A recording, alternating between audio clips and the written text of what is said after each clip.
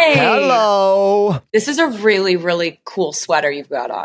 I wore my favorite tie-dye sweater for this too. All right. Well, I appreciate it. Thank you. And we appreciate your time. It's good to see you. How are you? So good to see you too. I'm so good. How are you doing? I'm doing really good. How are you finding all of this kind of like, stepping back out from your own private space where you've been able to create and do what you want to do. And all of a sudden, you're catching up with nosy people like me. Are you enjoying it? Well, Zane, I still am in my house right now. That's true. That's true. You haven't ventured entirely outside. No, but it's been amazing. It's been so much fun. And like putting out this song and video has been really, really exciting and just a really joyful experience. And it's been like, the video is like a magical, like whimsical, mystical world. So it's kind of been amazing to see the fans pick out little Easter eggs, and I just feel really grateful. I want to talk about all of that. But first of all, I want to congratulate you because, the video's gone on and broken records and it's been really well received. And you directed that. You co-directed the video, which must have been an amazing experience. And I just wonder now, with a bit of perspective, now that everyone's out there watching it and in massive numbers, how that experience was for you, moving into that environment again. It was a really great experience. And working with Dave Meyers, it was such a cool time working with him. I'd worked with him on one commercial shoot before, but I had always really wanted to do a video with him. And so I came to him and I was like, I've written this treatment. Here's the song. And we got together and basically tried to figure out as many cool visual effects as we could incorporate into the storyline that I'd written. And it was so much fun. I mean, this video shoot, like the amount of times that Brendan and I just like doubled over laughing, like where your stomach hurts, where like you need to sit down, that kind of laughter. And when you can make stuff and laugh that much while you're making things, I mean, that's the best thing in the world. Yeah, that's the joy. And it comes across in the video. And I mean, right at the very beginning, you draw a line in the sand. That era, the snake is gone. We're now in a world of butterflies. And we're going to go into this, like you say, this chrysalis-inspired fantasy land. And the idea of putting the snake to rest, getting to that place where it didn't feel dark to you anymore and you wanted to get into a light place. When did it start to change? When did you feel the blinds start to pull back and the sun come in? Yeah, I mean, the kind of aesthetic for the music I make is usually a reflection of how I feel as a person. So I think during the stadium tour, during the Reputation Stadium tour, I started to feel my life felt different. It felt like there was a different tone, like different undertones to my life, like a different soundtrack playing behind my life. And I really do credit the fans for the complete resurgence of kind of exuberance and excitement towards music and making new music. And the way that I felt about this enthusiasm towards making new music is what made me get in the studio so fast and just make music really quickly after the tour, because of that energy that they had given me every single night of that tour. I was looking out into the crowd and seeing like so much love and care, and these people really, really are so wonderful to me. And they really were the ones that made me feel like, no, I'm ready to put out new music. I'm ready to kind of do it a little bit more like I used to. I feel more comfortable.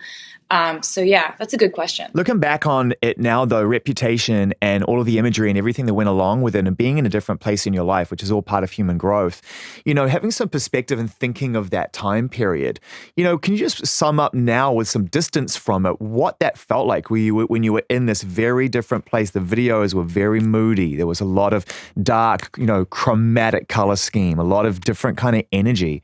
What that felt like for you looking back on it rather than being inside it now? Well, it definitely felt like I was purposefully, and this was a decision that I made at the beginning of that entire album process. I was very defiantly putting up a defense mechanism. It was like creating this, it was like reflecting on the persona you felt had been crafted and constructed for you. And that was the first time I'd ever done that with an album.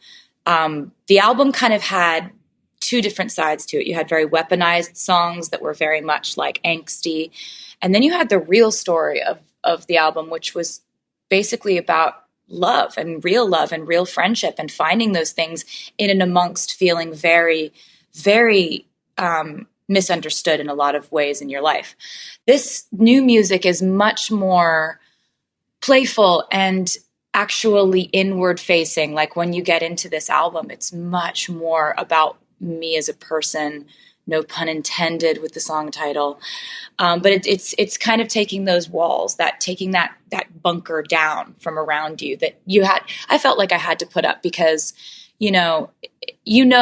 after a while in certain times in your career where, if you say something, it's going to be misconstrued. If you don't, it's going to be misconstrued. You might as well just make music and do what you do and keep your head down. Yeah. And crouch at the bar time. It's tough. I mean, that's tough in a situation, where, you've always had a very transparent relationship with your fans.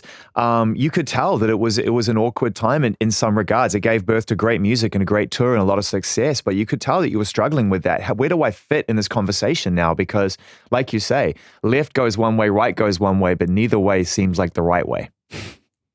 Well, I mean, I at the very beginning of the album was pretty proud of coining the term, there will be no explanation, there will just be reputation. And so that was what I decided was going to be the album. Like I didn't, it was a big one. And I stuck with it. Like I didn't go back on it. I didn't try to explain the album because I didn't feel that I owed that to anyone. There was a lot that happened over a couple of years that made me feel really, really terrible. And I didn't feel like expressing that to them. I didn't feel like talking about it. I just felt like making music, then going out on the road and doing a stadium tour and doing everything I could for my fans. Like everything I did was for them. And I didn't need to try and get every headline or try to get the cover of this or the cover of that. Like I just needed to think of ways to reach out to them in ways I hadn't even thought of before. So the relationship between me and my fans really actually strengthened throughout the course of Reputation. And that was what made it something that I think I'll look back on and find to be one of the most beautiful times of my life, was when I realized that like it's me and it's them. And that's what makes this fun for me. Well, they've been having a lot of fun watching the video and going through Easter egg by Easter egg and putting them in the basket. And I suppose the first question, because this will be a little cat and mouse, I'm sure, this next part of the conversation, which is always fun with you, Taylor. But I think exactly. We're about to watch a master at work right here. Watch out. So we're gonna try and tangle a few things out of there. But I wonder how spot on the fans are with some of the assessments of what they've been watching and what they've been discovering in the video. A lot of them know it. Yeah. A lot of them know it. They cracked it. They're really smart. They're very clever. They cracked it. There are fewer people who know the next single title. Mm-hmm. Wow. So it's not Lover. Whoa, I'm not going to say anything about anything. I'm not going to break. You think you're dealing with an amateur? No, not at all. What I was doing is I was just sort of like throwing it out there just to see how it landed. I'm just playful. I'm just playful. It's just over there on the chair behind you. I'll come get it later. I'll come get it later. But of course, people are very excited about what they've been discovering in the video, and it must have been really fun for you to go through and to write that treatment, knowing full well that you were going to take us all on a bit of an Easter egg hunt. Yeah, I mean, the Easter egg hunts, when they stop being fun for my fans, I'll stop doing them, but they seem to be having fun with them. And I think that with music, I'm always trying to expand the experience from just being an audio one. Like, if I can turn it into something that feels symbolic or seems like a scavenger hunt or seems like some kind of brain game that feels like it's more, then I think that's something to keep in mind as a goal for me. Like, I just want to entertain them on as many levels as I possibly can. The collaborators that you work with on Me, obviously Brendan, we'll talk about him in a couple of seconds quickly, but also working with Joel Little in production, which must have been a great experience. And for those that don't know, Joel is a fellow Kiwi, so we're obviously very proud of his success. He's the best. But he's worked with some amazing artists and has a great reputation in that world. But what was it like for you specifically? How do you and he work that's unique for you? Well, it's very, it almost reminds me of Nashville. When I would go into a room, I'd bring my guitar, I'd play an idea I brought in, and then we start writing the song. You're not, there are so many different ways you can write a song. And especially in pop music, a lot of the time, people will make a track, you sing over the track, you think of ideas. But with Joel, it feels very two songwriters in a room crafting a song, then you figure out what it's going to sound like. And he's amazing. And with collaborators, I did work with some new people this time around, which is really fun. In the past, in terms of like duet partners, I've always stuck with predominantly close friends, like Ed Sheeran or Zane, like people that I just like, I love them, I trust them, I adore them.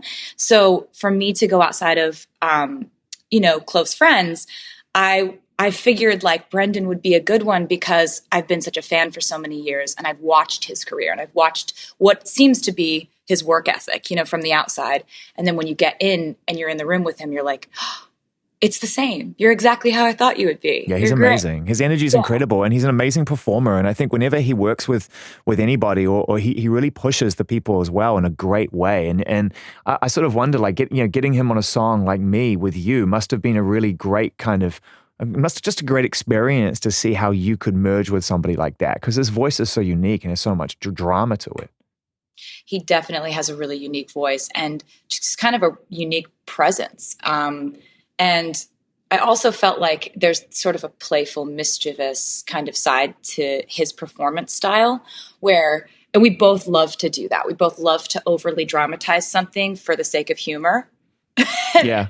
People don't always get the joke, but we're having fun. Oh, no, it's a lot of fun in the video. So obviously, there's a lot of information that you're going to hold on to, and I don't want to be the one to try and push for it, because hopefully we'll get a chance to try and extract that and have a deeper conversation later on. I'm hoping we do. I'm looking forward to it. But in the meantime, maybe we could just give the fans something. Can you confirm, yes or no, that Brendan is not the only performance or vocal collaborator on the record? Can you say that?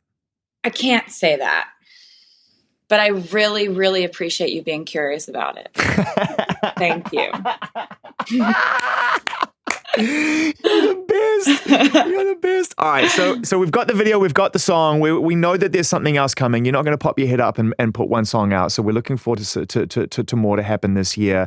And are you thinking about touring? Are you thinking about all that stuff? Are you in full machine mode right now, or are you still at home just kind of kicking, watching me just take hold and do its thing? I mean, I'm going to go and perform on the Billboard Awards tomorrow with Brendan. Mm-hmm. So I'm really excited about that. I'm at home today, but I'm definitely I was just at rehearsal last night. How's it going? It's going really well. I mean, you got to wish us luck because we haven't really performed this before, but it's really, really fun what we have planned. And we're just going to go up and have fun. Amazing. Taylor, always good to catch up with you. The video obviously is up on Apple Music now alongside the music. It's all there, featuring Brendan Urie from Panic at the Disco. Good luck at the Billboard Awards. Thank you so much. And will there be any Easter eggs in your performance? Are you going to continue having fun in this environment and planting little tricks and treats for the kids? We'll see. There's a lot to look forward to. Thanks, Taylor. Take care. Thank you so much. All right, bye. You're the best. Bye.